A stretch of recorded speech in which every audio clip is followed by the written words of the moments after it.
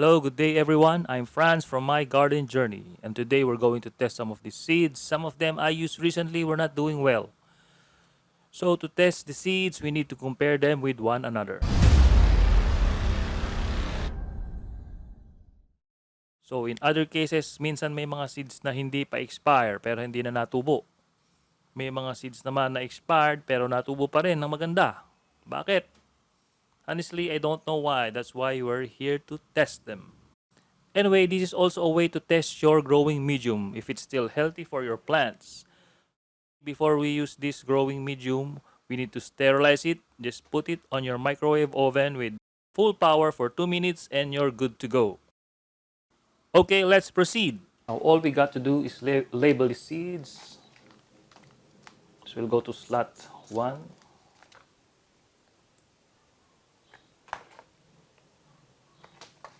slot 2, already open, slot 3, slot 4, and slot 5, maybe here.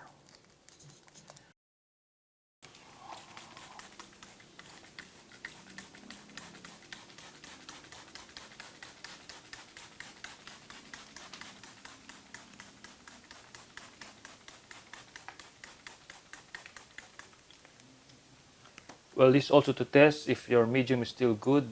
So let's check it out.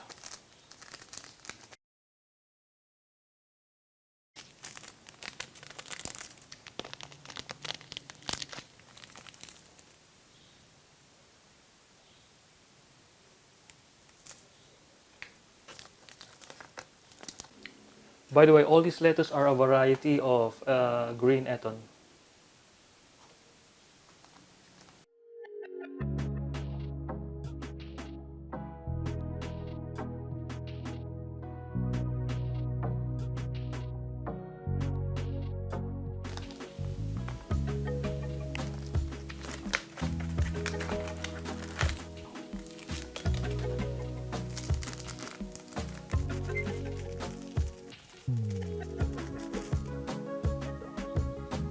Number 3 is light in color.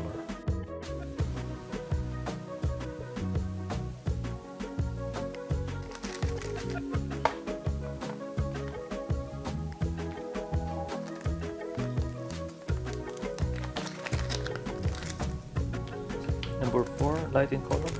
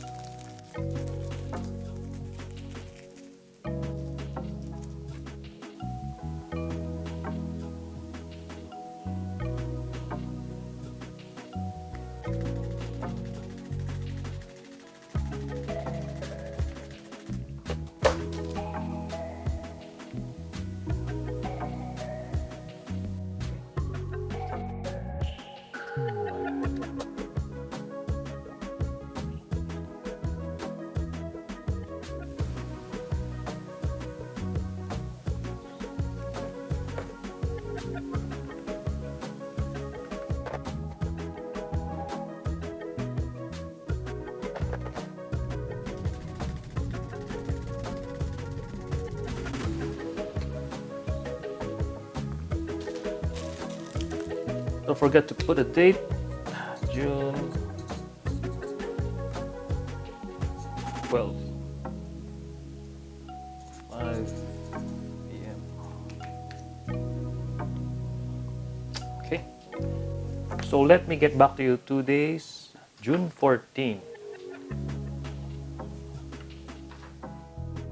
So today is June 15 exactly at 5 p.m. and we're here to check our experimentation.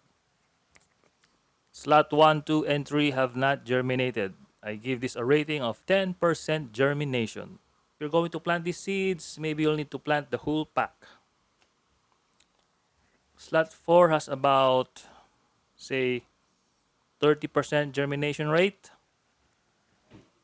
So slot 5 has 89% germination rate. I was also surprised to see that the seeds in slot 5 has grown pretty well.